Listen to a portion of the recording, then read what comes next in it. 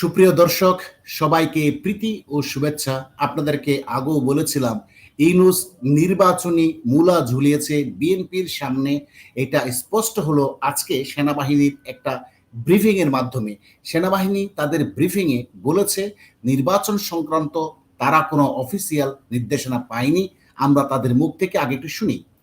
উঠে আসে জাতীয় নির্বাচন ইস্যু নিয়ে সেনাবাহিনীর এই কর্মকর্তা জানান, প্রস্তুতি নিয়ে এখনো অফিসিয়ালি কোনো নির্দেশনা পায়নি সেনাবাহিনী। এখনো সরকারের পক্ষ থেকে অফিসিয়ালি কোনো নির্দেশনা প্রাপ্ত, অর্থাৎ অফিসিয়ালি তারা কোনো ধরনের নির্দেশনা পায়নি। তার মানে নির্বাচন যে হবে না, এই জন্যই সেনাবাহিনীকে কোনো ধরনের প্রস্তুতি নিচ্ছে না বা নেওয়ার জন্য কোনো অর্ডার দেয়নি।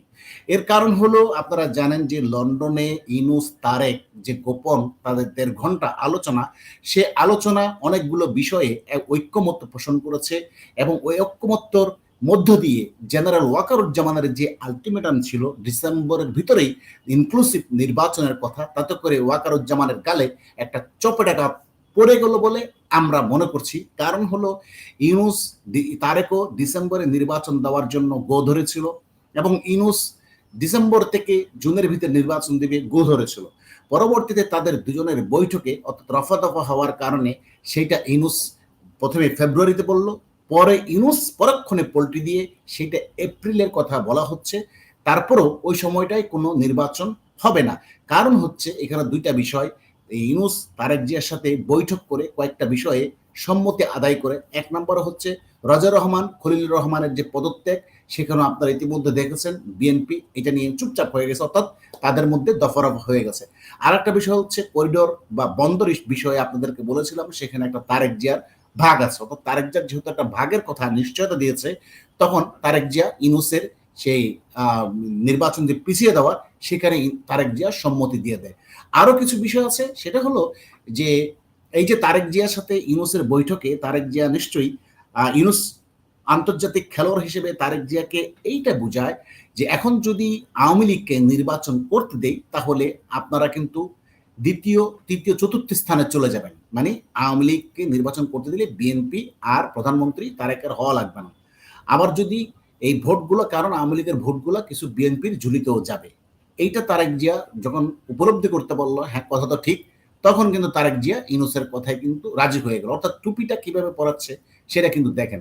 এখন আওয়ামী লীগ ছাড়া যদি বিএনপি ইলেকশনে আসে, এটা কিন্তু ইউনূস কখনো স্বীকার করে নাই যে জামাতকে ক্ষমতায় নেওয়ার, অর্থাৎ রেডিক্যাল ইসলামিস্টদের ক্ষমতায় নেওয়ার যে মার্কিন প্রেসক্রিপশন, সেটা কিন্তু ইউনূস সূক্ষ্মভাবে পরিচালিত করছে, যাতে করে আওয়ামী লীগ ছাড়া নির্বাচন করে জামাতকে এখানে প্রতিষ্ঠিত করতে পারে, সেই প্রচেষ্টাটাই চালাচ্ছে। এবং বিএনপি যাতে এই সময়ের মধ্যে কোনো ধরনের আন্দোলন না করে, তাতে করে তারেক জিয়ার সম্মতি আদায় করেছে এবং বিএনপি নেতারা দেখেন খুশিতে গদগদ করছে। কিন্তু প্রকৃতপক্ষে এ ধরনের কোনো নির্বাচন হবে না, যার ইঙ্গিত এই যে সেনাবাহিনী দিচ্ছে। এখন জুলাই সনদের ব্যাপারে কিন্তু তারেক জিয়ার কাছ থেকে ইউনূস এই জুলাই সনদের সম্মতিও আদায় করে এনেছে, স্পষ্টতই বোঝা যাচ্ছে। সেটা হলো, জুলাই সনদ যদি হয় তাহলে এখানে কিন্তু রাষ্ট্রপতিও থাকবে না, অর্থাৎ সাংবিধানিক কোনো প্রতিষ্ঠান আর বলবৎ থাকবে না। ৭২-এর সংবিধান একটা কাগজের দলায় পরিণত হবে, সেখানে জুলাই সনদটাই হয়ে যাবে মূল সংবিধান। সেখানে ওয়াকারুজ্জামানকে রাখবে কিনা, রাষ্ট্রপতিকে রাখবে কিনা, সম্পূর্ণটাই নির্ভর করবে আসলে ইউনূস এনসিপি গ্যাং এবং জামাত গ্যাং এর উপরে। বিএনপির এখানে কোনো খাওয়া হবে না। তো সুতরাং ওয়াকারুজ্জামান যেহেতু ইউনূসের ২ চক্ষের বিষ, সুতরাং এই ওয়াকারকে সরাবে নিঃসন্দেহে বলা যাচ্ছে। এবং বিএনপিও এই ওয়াকারকে সরানোর ব্যাপারে সম্মতি দিয়েছে। তা এই যে সবকিছু বিশ্লেষণ করলেই এটা বোঝা যায়। তো আমার সাথে যুক্ত আছে আতার হালদার, সাংবাদিক আতার হালদার। আপনি কি জানেন যে ওয়াকারের অবস্থানটা কি ভূমিকা হবে, আসলে ওয়াকারের পরিণতিটা কি হবে? ধন্যবাদ আপনাকে। ওয়াকারের পরিণতিটা ইউনূস যেটা চাচ্ছে, ইউনূসের দিক থেকে যদি আমি বলি, ইউনূসের যে প্ল্যান সেই অনুযায়ী ওয়াকারকে একটা মোটামুটি ছাগলের ৩ নম্বর বাচ্চার মতো জায়গায় রেখে সে তার স্বার্থটা আদায় করার জন্য চেষ্টা করছে এবং সেই অনুযায়ী কিন্তু সে তারেক রহমানের সাথে বৈঠকটা করেছে যে সেনাবাহিনীর কথা মতো যদি ডিসেম্বরে নির্বাচন করতে চায় এবং ইনক্লুসিভ নির্বাচন করতে চায়, তাহলে কিন্তু তোমার অবস্থান থাকবে না, আওয়ামী লীগ আসবে এবং সেক্ষেত্রে তোমার অবস্থান থাকবে না। এবং তারেক রহমান আসলে প্রধানমন্ত্রী হতে চায় যে কোনো প্রকারে। সুতরাং এই নকশাতে সে আওয়ামী লীগকে বাদ দিয়ে যে নির্বাচন, সেই নির্বাচনে আগ্রহ প্রকাশ করেছে এবং সেই জন্য সেই সমঝোতা এসেছে। এবং এখানে সেনাবাহিনীকে তারেক রহমান এবং ইউনূস মিলে একটা সাইড করে দিল, মানে ওর আর কোনো ক্ষমতা থাকবে না, বা ওর আর কোনো পারফরমেন্স এখানে যাতে না থাকে সেই ধরনের। এখানে আরেকটা সম্ভাবনা, আরেকটা সম্ভাবনা আছে, সেটা হলো ইউনূস এই কাজটাও করতে যাচ্ছে। বিশেষজ্ঞ মহল মনে করছে যে জুলাই সনদের আন্ডারে ক্ষমতা বেশিরভাগ দেওয়া হবে প্রেসিডেন্টের আন্ডারে নিয়ে যাবে, এবং সেখানে প্রেসিডেন্ট হবে ইউনূস, প্রধানমন্ত্রী পুতুল প্রধানমন্ত্রী বানাবে তারেক রহমানকে, এবং অন্যান্য মসনদগুলো দখল করবে এনসিপি এবং জামাত।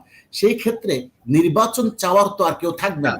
নির্বাচন চায় না আজাদ ভাই, এখানে আপনি যেটা বলছেন আমি আসতেছি। জুলাই সনদ যদি তারা ঘোষণা করে ফেলে, তাহলে ইনস্ট্যান্টলি যদি জুলাই সনদ কার্যকর হয়, তাহলে হলো মানে সেনাপ্রধান, রাষ্ট্রপতি কেউ থাকবে না, সেটা ইভেন ইউনূসও কিন্তু থাকবে না, থাকার কথা না। সেক্ষেত্রে তারা নতুন একটা ফরম্যাটে নতুন সরকার গঠন করবে, এবং সেই সরকারে এই সেনাপ্রধানও থাকবে না, এই রাষ্ট্রপতিও থাকবে না, সবকিছু নতুন তৈরি হবে। এবং এইটাই হলো তাদের মারপ্যাচ। এই মারপ্যাচ দিয়ে আসলে সেনাবাহিনী এবং রাষ্ট্রপতিকে সরানোটাই হচ্ছে তাদের মূল উদ্দেশ্য, যাতে তারা নির্বাচন আর না দিতে হয়। নির্বাচন না দিয়ে প্রয়োজনে তারেক রহমানকে প্রধানমন্ত্রী করে ইউনূস রাষ্ট্রপতি হয়ে। এইটা ঠিক আছে, সুন্দর বলেছেন। এইদিকে তারেক রহমান, ওয়াকরুজ্জামান প্রচন্ড ক্ষিপ্ত হয়ে আছে। জানি না সে কোন অবস্থান নিতে পারবে কিনা, সেনাবাহিনীতে অবস্থান শক্ত করতে পারবে কিনা। ইউনূস কিন্তু আরেকটা কিন্তু দড়ি, অর্থাৎ গুড্ডির দড়ি কিন্তু ইউনূসের হাতে। সেটা কি? সেটা হলো তারেক রহমানের বিরুদ্ধে যত মামলা ছিল সবগুলো প্রত্যাহার করার পরও আপিল করা হয়েছে, আপিল বিভাগ সেইটা কিন্তু গ্রহণ করেছে। অর্থাৎ তারেক যদি চুদুর বুদুর করে তাহলে কিন্তু সুতা ধরে নাটায় ধরে টান দিবে কিন্তু ইউনূস। সেইটাও কিন্তু তারেককে বৈঠকে স্পষ্ট করে বুঝিয়ে দেওয়া হয়েছে যে বাবা তারেক, তোমাকে আমি যে প্রপোজাল দিচ্ছি তুমি মেনে নাও, তোমার সামনে আর কোনো রাস্তা নেই। সহজ কথায় হচ্ছে এখানে তারেককে যে মূল্যটা দেওয়া হয়েছে বা টাইটটা দেওয়া হচ্ছে, যে সুতাটা ঝুলাই রাখা হয়েছে, সেটা হচ্ছে যে জুলাই সনদ যদি ঘোষণা করতে পারে, আপনার সন্দেহটা সঠিক যে এমনও হতে পারে যে তারেক রহমানকে এখানে বাদ দিয়ে দিতে পারে, বাদ দিয়ে অন্য কাউকে প্রধানমন্ত্রী করে, নাহিদকে প্রধানমন্ত্রী করে, ইউনূস রাষ্ট্রপতি হতে পারে। হ্যাঁ, মানে তারেক রহমানকে কিন্তু দেশে আসার রাস্তা এখনো খুলে দেয়নি। তার মানে ইউনূসের দুষ্টমি কিন্তু আপনার আমার বোঝার এখনো জায়গাটা সে রাখে নাই। সে এমন একটা জায়গায় রেখেছে তারেক রহমানের কোনো কথা বলার সুযোগ নেই। সে মেনে নিতে বাধ্য হচ্ছে, কারণ সে হচ্ছে একটা লোভে পড়ে গেছে। কোন লোভে পড়ে গেছে? সে প্রধানমন্ত্রী হবে। আসলে সে আদৌ প্রধানমন্ত্রী হবে কিনা সেটা কিন্তু কোনো নিশ্চয়তা কিন্তু এখনো তারেক রহমানের কাছে আসছে বলে আমার কাছে মনে হয় না। তবে যেটা এখানে ইউনূস আন্তর্জাতিক খেলোয়াড়, এখানে আসলে জুলাই সনদের ভিতরে যেটা করবে সমস্ত ক্ষমতা, অর্থাৎ 90% ক্ষমতা প্রেসিডেন্টের আন্ডারে নিয়ে যাবে, এবং প্রধানমন্ত্রীর হাতে 10% ক্ষমতা, যেটা তারেককে টোপ দেওয়া হয়েছে যে ভাই তুমি নির্বাচন বাদ দাও, তুমি এমনি প্রধানমন্ত্রী জুলাই সনদে হয়ে যাও। অর্থাৎ জুলাই সনদ যেটা বিএনপি এতদিন বিরোধিতা করছিল যে সাংবিধানিক শূন্যতা হওয়ার কথা বলে, সেটা কিন্তু তারেক যে টোপ ইউনূসের গিলে ফেলেছে। সম্মতি আদায় করে ইংল্যান্ড থেকে ইউনূস চলে আসছে। অর্থাৎ এখানে কিন্তু ইউনূস গেইনার সব দিক দিয়ে। এবং বললাম ওই যে নাটায়ের হাতে গুড্ডির দড়ি কিন্তু ইউনূসের হাতে। ইউনূস টান দিলে গুড্ডি উড়বে, ইউনূস টান দিলে গুড্ডি আবার পড়ে যাবে। এই সিস্টেমটাই কিন্তু তারা চালু করে আসছে, বোঝা যাচ্ছে। এবং ওয়াকারের পরিণতি হবে চরম। এখন ওয়াকারকে তারা জেলে দেয়, নাকি বিদেশে নির্বাসনে দেয়, নাকি ওয়াকারকে রাখে, এটি সময়ের অপেক্ষা। তবে আমার কাছে যেটা মনে হয়, ব্যক্তিগত মতামত, ওয়াকারের অস্তিত্ব এরা বিলুপ্ত করে ফেলবে বলে আমার কাছে মনে হচ্ছে। আবার এমনও হতে পারে, এটা সন্দেহ উড়িয়ে দেওয়া যায় না। এই পরিকল্পনার ভিতরে এই ওয়াকারও থাকতে পারে, যেহেতু সে 5 আগস্টের এক মহান, সে খলনায়ক, সে একটা শপথ ভঙ্গ করে সংবিধানের প্রতি তার দায়িত্ববোধ ভঙ্গ করে একটা বৈধ সরকারকে উৎখাত করেছে ওয়াকার। এই পাকিস্তানি তারা যারা আছে, ফয়জুর রহমান, তারপর হেজাসান কামরুল গং, এটা কিন্তু এই যে ইউনূসের মেটিকুলাস প্ল্যান, এটার ভিতরে ওয়াকারও জড়িত থাকার সম্ভাবনা আছে। কোনোটাই কিন্তু উড়িয়ে দেওয়া যাচ্ছে না।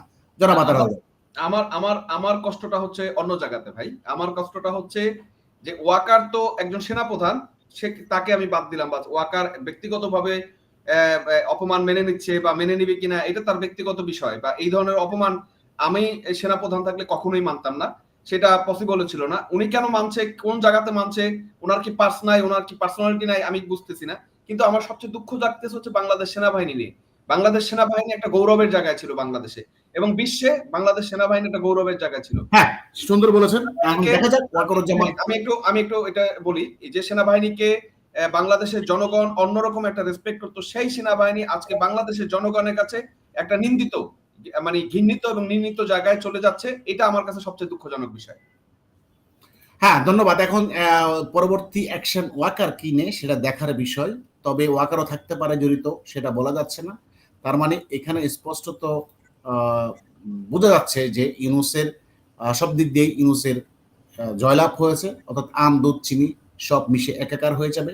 আঁটি থাকবে জনসাধারণ, আঁটি হয়ে গেছে জনসাধারণ, যেটা খাল বিলে ফেলে দিতে হবে।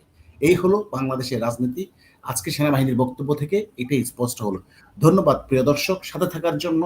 আপনারা আমাদের চ্যানেলটি সাবস্ক্রাইব করবেন, ভিডিওগুলো লাইক শেয়ার করবেন, পাশে থেকে উৎসাহ দিবেন। আবারও কথা হবে অন্য কোনো বিষয় নিয়ে।